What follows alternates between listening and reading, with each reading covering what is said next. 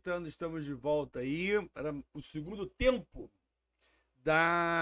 do Jornal Gabaritano. Jornal Gabaritano, agora com a camisa da Costa Rica. Camisa da Costa Rica. Seleção da Costa Rica é da CONCACAF, da América Central, capital São José, da Costa Rica. Gente, vamos lá. Porque segundo tempo eu tava falando sobre. Terminei falando sobre a questão das Olimpíadas, né? E da volta dos atletas russos às Olimpíadas. E vamos dar prosseguimento aos nossos assuntos de julho de 2026, né? Deixa eu só colocar aqui para um pequeno ajuste. Pronto. Cúpula da OTAN em Ankara. Unidade com tensões. Deixa eu só fazer aqui um pequeno adendo antes de continuar. OTAN, galera, é a Organização do Tratado do Atlântico Norte. É uma aliança militar que foi criada em 1949 no contexto da Guerra Fria, né, para rivalizar com o Pacto de Varsóvia, que era a aliança militar comandada pela União Soviética. O Pacto de Varsóvia já não existe mais, ele foi extinto junto com a União Soviética nos anos 90, 91, né? E a OTAN ainda existe, né? E recentemente, né, nos últimos anos, teve adesão de 2 países que foram Suécia e Finlândia. Isso após o início da guerra Rússia-Ucrânia, em 2023. A Suécia pediu, a Finlândia e a Suécia pediram para entrar e receberam o aval, né, de todos os países, que é necessário que haja o aval de todos os países. E foi isso. Então a OTAN vem se expandindo, né? E, inclusive essa entrada desses 2 países representou um aumento bastante grande da fronteira da OTAN com a Rússia, já que a Finlândia tem um território enorme com a Rússia. Hoje a OTAN, então, são 32 países, como eu disse. Canadá, os países da Europa, Estados Unidos, né? Bons países da Europa, Estados Unidos e Canadá, não são todos os países da Europa, claro. E o Brasil não faz parte. Na OTAN, o Brasil não faz parte, não. Beleza? E só um último adendo. A OTAN tem um detalhe que é o seguinte, é o artigo 50. Se um país é atacado, os outros são obrigados a reagir. Existe um acordo que é esse, né? E o Trump, em relação à OTAN, o que tem de mais importante para se citar é que ele andou ameaçando acabar com a própria OTAN que ele criou, né? Ele não, né? Os Estados Unidos criaram. Porque o Trump, ele reclama que os países não chegam juntos com grana, né? Porque a OTAN é uma aliança militar conjunta, coletiva, né? Teoricamente, né? Para proteger todos eles. Claro que a gente sabe que geopoliticamente foi criado na Guerra Fria por interesse americano. Mas os países têm que dar um percentual dos seus PIBs militares para a OTAN. E vários deles não estavam chegando juntos, isso irritou o Trump e no final das contas ele conseguiu fazer com que os países contribuíssem, com exceção da Espanha. A Espanha não concordou. Eu não lembro agora se são 5% do PIB militar, né? PIB das forças, 5% do PIB do país, não lembro agora qual é o valor, né? Eu sei que a Espanha contribui com menos do que os demais. E isso, inclusive, leva a constantes rusgas entre Madrid e Washington, ok? Mas a última Cúpula da OTAN foi na Turquia, né? Ankara é capital da Turquia. E os temas foram isso daí, ó. Turquia em destaque. Ankara emergiu como fornecedora global de armamentos e mediadora regional, papel inédito dentro da OTAN, porque a Turquia tem um papel muito estratégico, né? É bom lembrar que a Turquia é o único país muçulmano que faz parte da OTAN. A Turquia é o único país que tem território na Ásia, né? São, inclusive, 95% da Turquia fica na Ásia, né? Os 5% ali fica na Europa, que é uma parte de Istambul. Istambul não é a capital, né? Como muita gente pensa, a capital é Ankara. E é isso. Então, assim, a Turquia tem um papel importante no diálogo com países muçulmanos, apesar dos Estados Unidos também terem outros interlocutores, como, por exemplo, a Arábia Saudita, que vai ser tema do nosso JG ainda. Trump agitou a cúpula, para variar, ameaçou suspender comércio com a Espanha, o senhor disse, estão trocando farpas os espanhóis na figura de Pedro Sánchez e os Estados Unidos, na figura do Trump. Reivindicou a Groenlândia, por enésima vez, né? A Groenlândia é território que é dinamarquês, e reacendeu divergências sobre a guerra contra o Irã.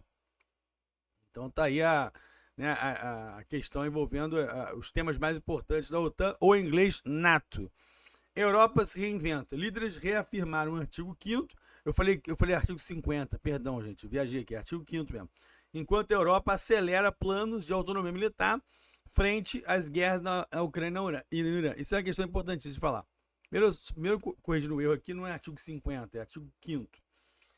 Esse de um país ser atacado, os outros, né, terem a obrigação de reagir. Então a Europa reafirmou isso. Mas a outra informação eu acho deveras importante salientar, que é o seguinte: a Europa, isso é uma questão geopolítica muito interessante, ela vem se armando até os dentes, hein? Os países europeus vêm aumentando vossos orçamentos militares. Os países europeus vêm, inclusive, alguns deles aumentando o arsenal nuclear, notadamente o caso francês. Reino Unido menos, mas a França mais, né? E isso tem sido uma coisa não só da Europa, né? Essa ideia de aumentar o orçamento militar e aumentar armamentos vem em todo canto. No próprio Japão, a primeira-ministra do Japão, Sanai, esqueci, não vou tentar falar o nome dela, não vai ser tudo errado. Ela vem falando em aumentar o orçamento militar japonês também, aumentando armamentos. Então é uma questão global, por conta dessa questão de não quererem mais depender do Trump, né, dos Estados Unidos. Porque ficou muito claro, né, eu acho que a grande questão é assim: primeiro, não dá para confiar nos Estados Unidos no atual momento, né, pensando como Europa, né? Segundo, não dá para confiar nos Estados Unidos, talvez como Estados Unidos, não só para o Trump. E talvez o Trump seja o grande problema também, é evidente que é o grande problema. Porque eu vou dar um exemplo concreto. Os Estados Unidos atacaram o Irã, beleza? E atacaram a partir de territórios aliados, países aliados vizinhos ao Irã. O caso, por exemplo, do Emirados Árabes Unidos, é o caso lá da Jordânia, é o caso do Chipre, que tem base britânica, né? Chipre é um país europeu. Então, e aí qual foi a forma do Irã reagir? Não foi atacar os Estados Unidos. Os iranianos atacaram postos militares desses países vizinhos, que serviram de base para os ataques a seu país. E não houve uma defesa dos Estados Unidos com relação a esses países. Eles ficaram ali desguarnecidos. Então a Europa hoje tem uma clareza, né, nítida. Clareza nítida é ótimo, né? Tem uma clareza muito óbvia, assim, que qualquer coisa eles não vão ser indefesa. Ou seja, se o Putin volta as suas baterias para a Europa, será que o Trump vai nos defender? Né? Então, assim, um cenário apocalíptico seria esse. Você imagina o Trump, o Putin, né, que está contrariado com a proteção europeia à Ucrânia, resolve fazer um ataque a um país europeu, até que ponto os americanos sairiam em defesa desses países. Então, hoje existe uma política de autonomia militar na Europa. De acordo? Esse é um tema muito legal, né? Eu acho a geopolítica muito bacana.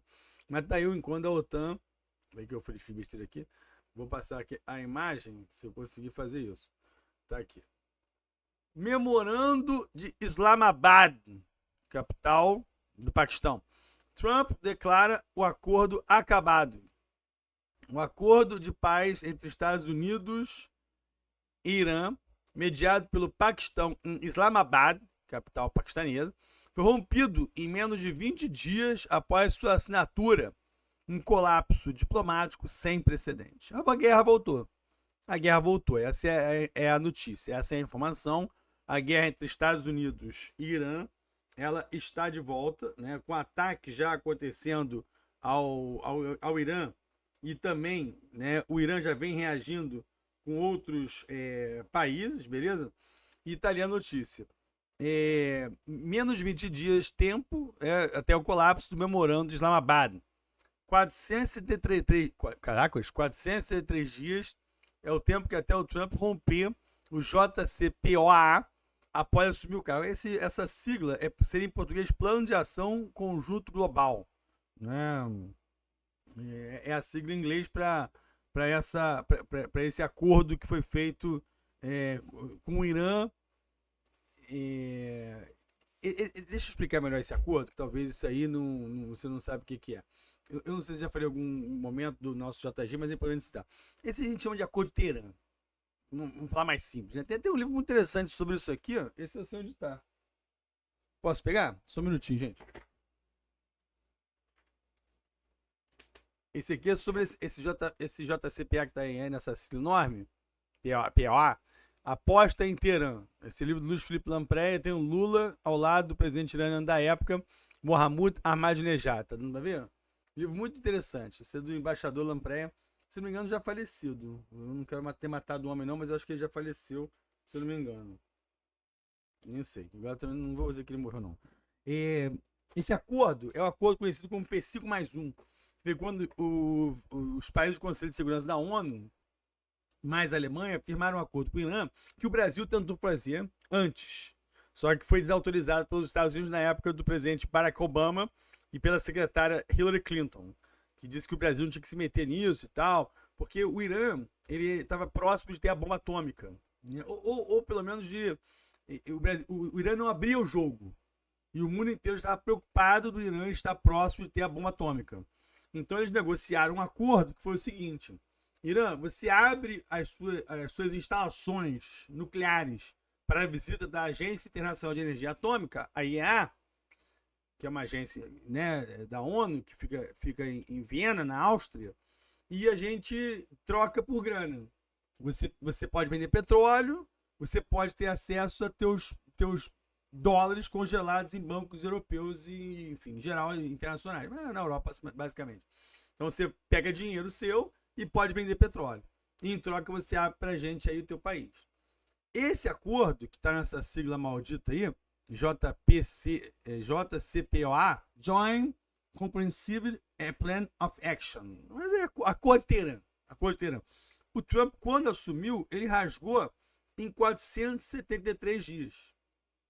Mas isso foi lá no primeiro mandato dele. Esse ele tá no segundo mandato, né? Esse foi no primeiro. Porque foi um acordo bem sucedido que demorou anos para ser feito pelo Obama e por esses outros 5 países aí. Foram 6 que fizeram, né? Estados Unidos, Reino Unido, França, China, Rússia e Alemanha. Levou anos até eles chegarem a esse consenso. E aí o Trump, com menos de 500 dias de governo, né, um pouco mais de um ano de governo, foi lá e rasgou o acordo. Então isso que jogou o Irã como, de novo, um pária, um inimigo internacional. Essa questão, né? A culpa, de certa forma, de deixar o Irã nessa situação aí foi os Estados Unidos, né? Especialmente o Trump, né? Enfim, é interesse da guerra, né? Agora, uma guerra que, já que eu tô falando da volta da guerra, uma guerra que eu já, desde que eu comecei a gravar a JG, eu falo isso, que não tem o menor motivo dos americanos se meterem. O Irã não ameaça em nada os Estados Unidos. É uma guerra por procuração, é uma guerra de Israel. É uma guerra de Israel. E isso que eu estou falando é um questionamento dos aliados do Trump. O próprio MAGA, o movimento que apoia o Trump, Make America Great Again, questiona o Trump sobre isso. Essa eleição agora que vai ter nos Estados Unidos parlamentares de meio de mandato vai ser um problema para o Trump. É muito possível que o Partido Republicano perca cadeiras na Câmara dos Representantes e no Senado.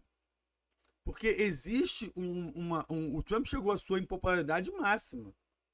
O Trump chegou até a seus níveis menores de popularidade. Então, assim, graças a essa guerra. Porque o ditado diz, fácil começar uma guerra, difícil é terminar uma guerra. E com o Irã mais ainda. Tem gente boa, gente analista grande aí de think tank, né, que fala na Globo News, que fala, que eu costumo ler, que fala que não é impossível um ataque nuclear americano ao Irã. Armas táticas, né? Bombas táticas, né? Que é você atacar em determinado local, destrói aquilo ali. Naquela cidade, né? Que é possível. E eu acho, né? Eu tenho que concordar com quem é mais especialista, para quem estuda, se debruça. Estou falando de gente que é estudioso de guerras e de política externa americana, né? E da cabeça do Trump. Estudar a cabeça do Trump já é mais difícil, né? Porque é uma barata voa do cacete, né? Não tem ideia do que esse homem pensa, né? Esse que é o grande problema, né? É um presidente que é imaturo, né? Como é que vai fazer uma guerra com o Irã?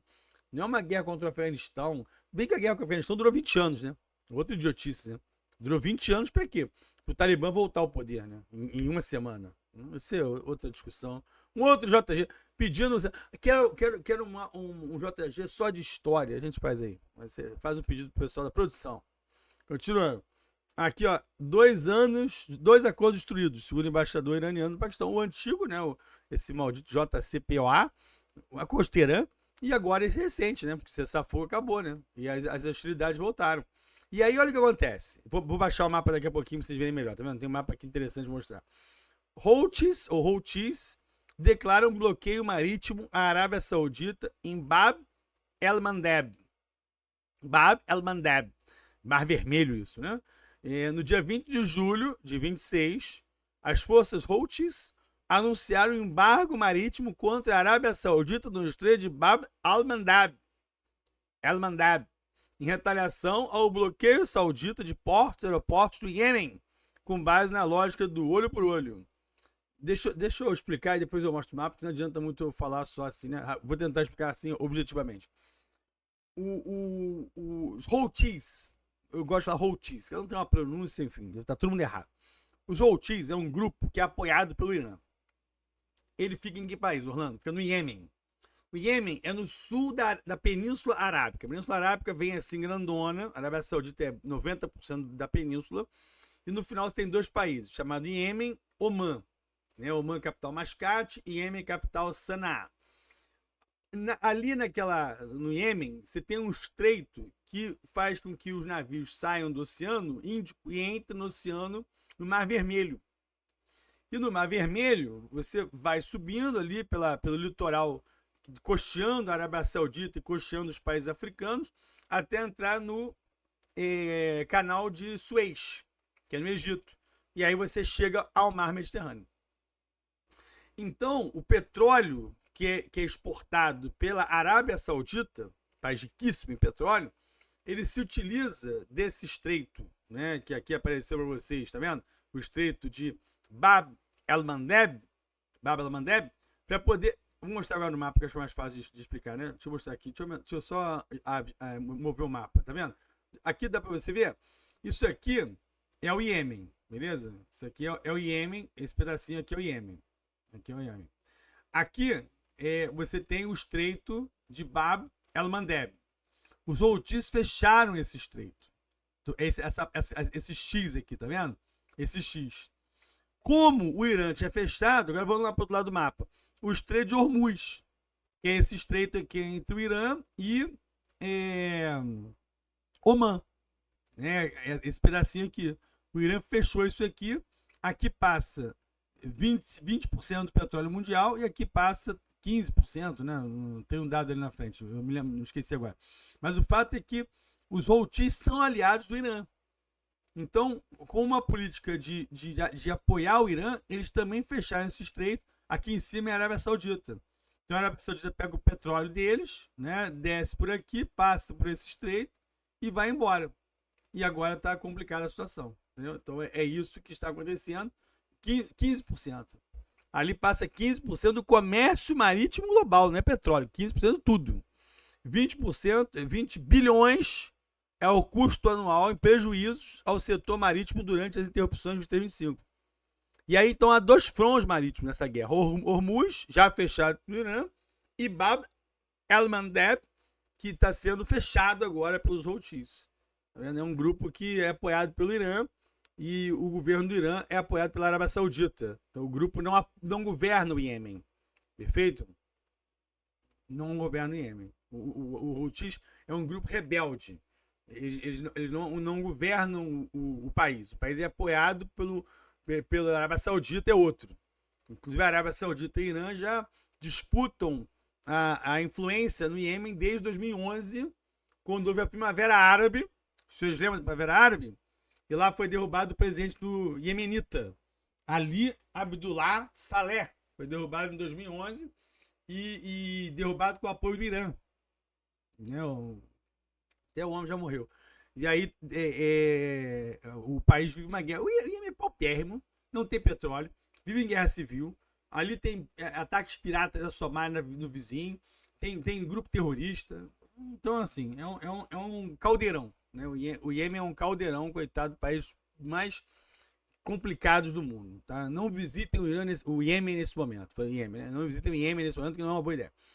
Tarifaço de Trump. Estados Unidos impõe 25% sobre produtos brasileiros. Sofremos aí mais um novo ataque americano econômico. Essa é a arma do Trump.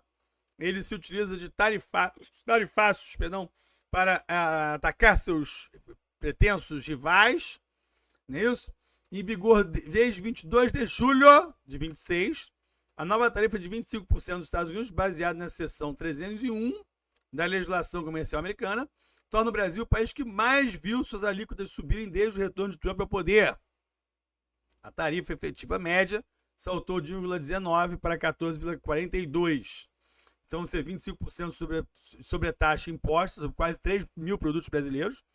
11 bi é a estimativa de exportações brasileiras afetadas, segundo a CNI, né, a Conferência Nacional de Indústria, né, Nacional das Indústrias, Congresso Nacional das Indústrias, Conferência Nacional das Indústrias. É o maior salto de alíquota entre os 30 maiores exportadores dos Estados Unidos. E tem um detalhe, hein? Veio uma segunda rodada, hein? E veio uma segunda rodada que os americanos impuseram ao Brasil mais 12,5% de taxação, alegando que o Brasil negocia o trabalho forçado. Né? Apenas 2 dias após a taxa de 25%, Trump anunciou uma nova sobretaxa de 12,5%, ou seja, 37,5% no total, sobre produtos brasileiros. Dessa vez, com base na alegação de que o Brasil falha em combater a importação de bens produzidos com trabalho forçado. A medida entrou em vigor na meia-noite, né, um minuto após meia-noite, né, da sexta-feira, no horário de Washington. 60 países foram afetados, não foi só o Brasil, mas olha, eu trouxe aqui os dados. 99,4% do comércio americano atingido pela medida, segundo USTR. Então, a justificativa dos Estados Unidos. O Brasil teria falhado em proibir a importação de produtos feitos com trabalho forçado. Entre 2021 e 2025, o Brasil importou alumínio, algodão, eletrônicos, baterias de lítio e tabaco de países suspeitos. Baseado na seção 301 da Lei Comércio de 1964, substitui a tarifa global temporária de 10%. Porque ele tarifou todo mundo em 10%. Assim que ele assumiu, ele tarifou todo mundo em 10%. Só que o Brasil agora já está numa tarifa de 37,5%, né? É isso? 37,5%. Reação do Brasil. Palácio Planalto rechaçou as novas tarifas. O governo iniciará trâmites para acionar mecanismo de defesa. CNI afirma que a tarifa era esperada e defendeu cautela na aplicação de reciprocidade. O Lula acusou os Estados Unidos de manipularem o tema do trabalho análogo à escravidão.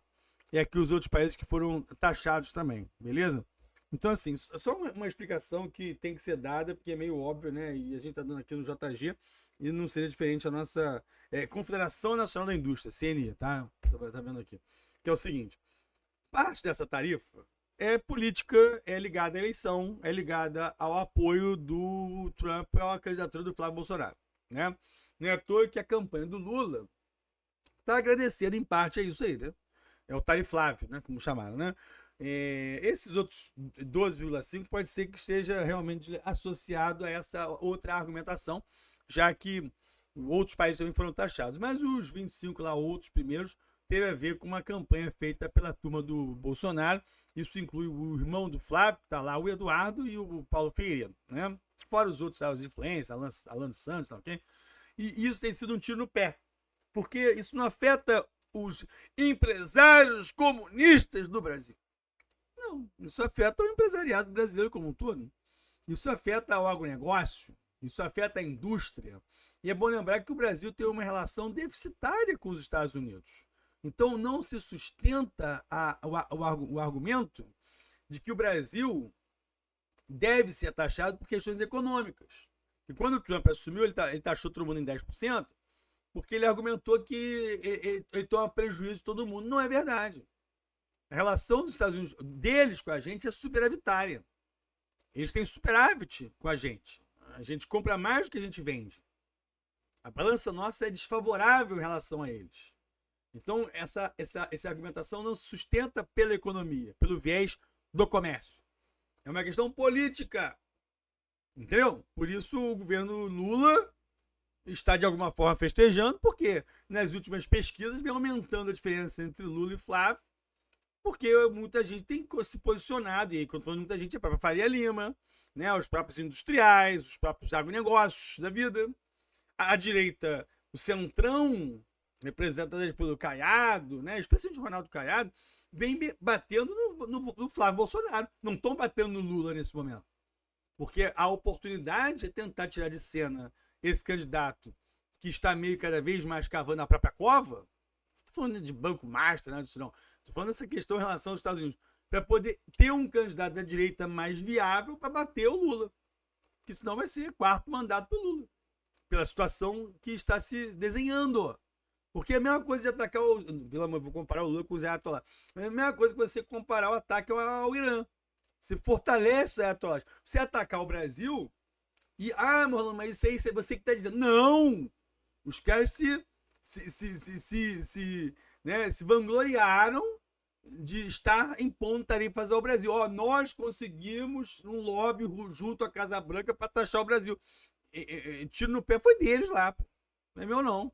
Eles falaram isso, escreveram, tuitaram, gravaram vídeo. Isso aí tem uma farta prova. Os próprios fazem isso. A questão é que ele deve estar um pouco incomodado agora. O Flávio deve estar percebendo a burrada, né? Porque a campanha dele está dando água, né? E já tem gente querendo que ele desista, né? O próprio cacique do partido dele, o Valdemar Costa Neto, né? Do PL. Você está falando de política, é óbvio. O JG é tudo, é economia, política. E aí, para terminar, acho que essa é a última notícia, né? Aqui no final, só as fontes. Acordo nuclear Estados Unidos e Arábia Saudita. Olha que interessante, hein? Parceria de décadas e com condições. Estados Unidos e Arábia Saudita assinaram no dia 22 de julho um acordo histórico de cooperação nuclear civil. O primeiro a permitir que o reino, no caso da Arábia Saudita, que é um país comandado por uma família chamada Saud, daí a Arábia Saudita é a Arábia dos Saúdes, literalmente, tá? Enriqueça urânio e construa reatores com tecnologia americana. No dia seguinte, Trump adicionou uma nova condição. A Arábia Saudita deve aderir aos acordos de Abraão e reconhecer Israel. Essa aí é a questão interessante. Ó. Seriam 30 anos de acordo de cooperação nuclear, uma parceria de 1 bi e 0 inspeção surpresa da ONU exigidas. Ou seja, olha que interessante. O acordo é para que a Arábia Saudita, que é um país riquíssimo em petróleo, a Arábia Saudita, se você bater uma parede do hotel, jorra petróleo. Né? País de petróleo de consumo imediato, petróleo barato. Por isso que a Arábia Saudita tem grana até dizer chega. Aí vai construir usina nuclear.